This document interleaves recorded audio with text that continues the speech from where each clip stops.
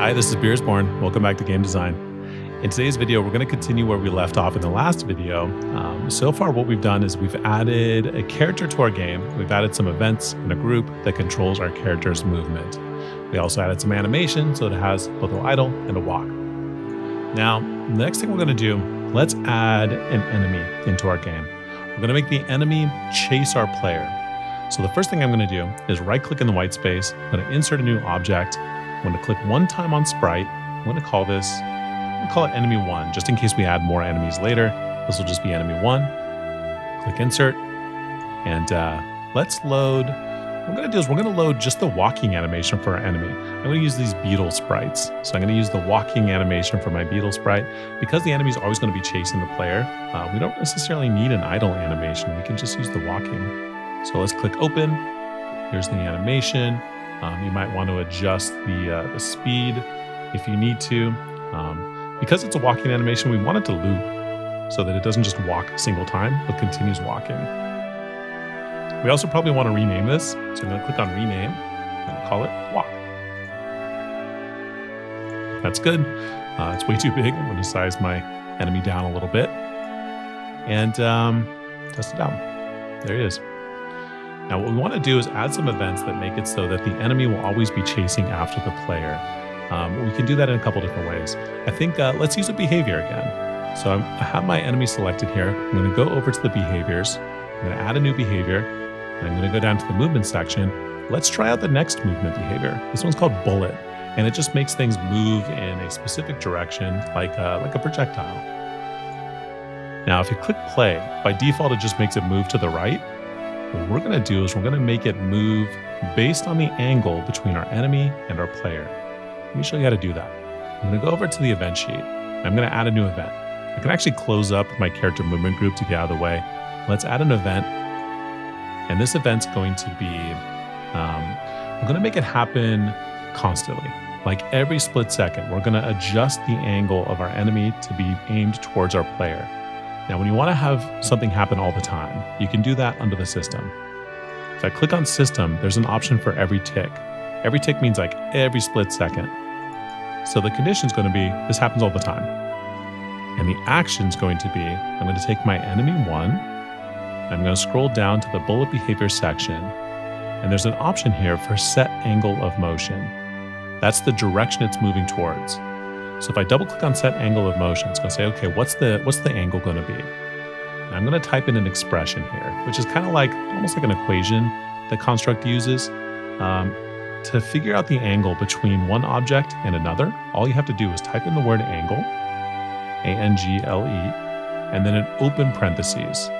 It's going to say, okay, we need an x1, a y1, an x2, and a y2. What that means is the x location of your first object, the y location of your first object, the x location of your second object, and the y location of your second object. So our first object is going to be our enemy. So I'm going to type in the name of our enemy, and mine is enemy 1. So I'm going to type in enemy 1. There it is. Period x. That's the x location of my enemy, comma, enemy 1 dot y, the y location of my enemy. So that's its x, which is its vertical, it's horizontal, and its y, which is its vertical location on the screen. Now, another comma, and I'm going to type in the name of my main character. Mine is just character, dot x, comma, character, dot y, and then a closed parentheses. So what this is, it finds the angle between the x and y location of your enemy and the x and y location of your character. That'll make the angle of movement always readjust to find exactly the direction to aim towards the player. So type that in, click done, and let's try it out. Here it comes, it's chasing me, and it always finds the angle to chase my location. Now, it's not great because it rotates and spins. We have to fix that, but it's a good start. Now to fix the rotation, we have to go back over to our layout. We have to make sure our enemy is clicked on. And over here on the properties window, under the behaviors for the bullet, we have an option for set angle. And just like we talked about in the last video, what set angle does is it rotates a sprite based on which direction it's moving. Sometimes it's really handy. It's not great for this one. So I'm going to uncheck the set angle box. You can also adjust the speed if you want. Right now I feel like maybe it's a little too fast. I'm going to do 350 and test that out. Cool. Now it's not rotating anymore, and the speed is good, but it is weird because sometimes my enemy is moving backwards. If my character's to the right of the enemy, then my character's moving backwards. So we can fix that. To fix it, we're going to do something new. We're going to go over to the event sheet. We're going to add a new event. And for this event, I'm going to check the X location of my enemy and compare that to the X location of my character. Now remember, X is its location left to right. It's 0 on the left and it's 1920 on the right. So if I go over to my enemy for the condition and go down towards the bottom, you'll see an option for compare X. Compare X says, okay, is the X maybe less than? And then for the X coordinate, we're going to do our character's name dot X. Less than character dot X. What that means is that our enemy's X is less than our character's X. So whenever our enemy is over here and our character is over here, this X is less than that X. And when that happens, what we want to do is add an action, go to enemy 1, and we're going to mirror it. We want our enemy to be mirrored so it faces the right direction. We also have to tell it when to not be mirrored. So I'm going to add another event, go to enemy 1, and do the same thing again. Compare the X, but this time instead of less than, I'm going to do greater than.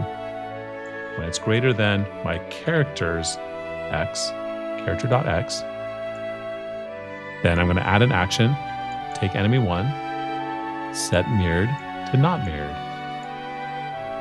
In this case, what that's saying is when my enemy's X is greater than my character's X, it should not be mirrored. Let's try it out. Good.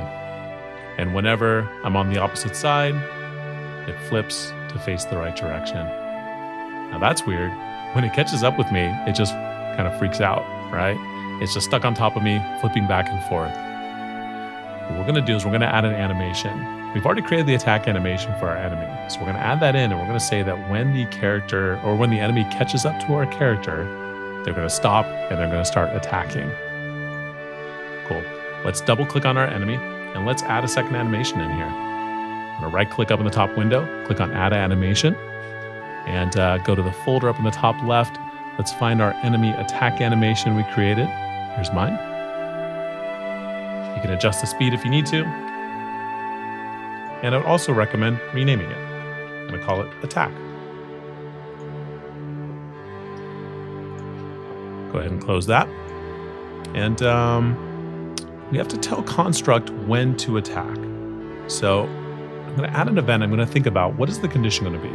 The trigger is going to be when our enemy catches up to our character.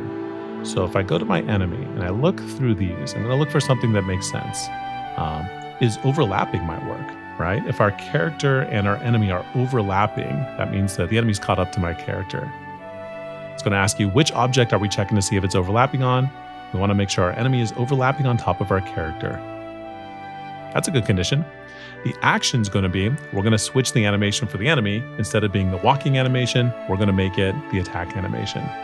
So go to the enemy, set animation, delete one quotation mark, attack. Let's try that out. Closer, it is playing the animation, but still kind of freaking out on top of us. I want to make it so that when the enemy is overlapping our character, not only does it set the animation to attack, but maybe it stops the bullet motion. We can do that. We can add another action here. And if I go to my enemy, underneath the bullet section, with any behavior, but with bullet too, there's an option for set enabled. We can disable any behavior. So if I click on set enabled and change it to disabled, it'll turn off the bullet movement and now it'll no longer be moving. So when I hit play, once it catches up, it'll stop the bullet behavior and start the attack animation. That's great. Now the only thing that doesn't work is when I move away, it doesn't start moving again, right? I have to make it so that when they're not overlapping, then the bullet behavior is enabled again, and maybe we set the animation back to the walking animation. So let's add that event. I'm going to say when my enemy 1, and I'm going to go down to is overlapping another object, and again, character, click done. But what I want this to say is when it's not overlapping my character.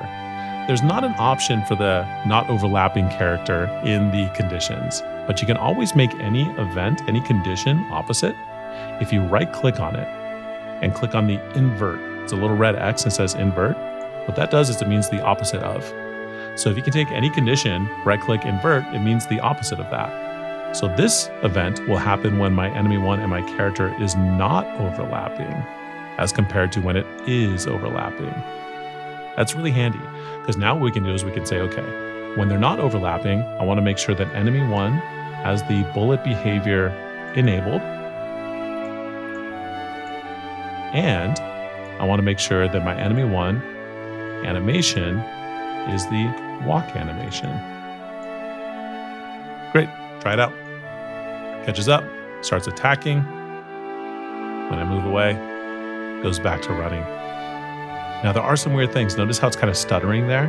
It's trying to get close enough to attack, but it's kind of, looks a little weird. The reason for that is go over to the layout and double click on your enemy.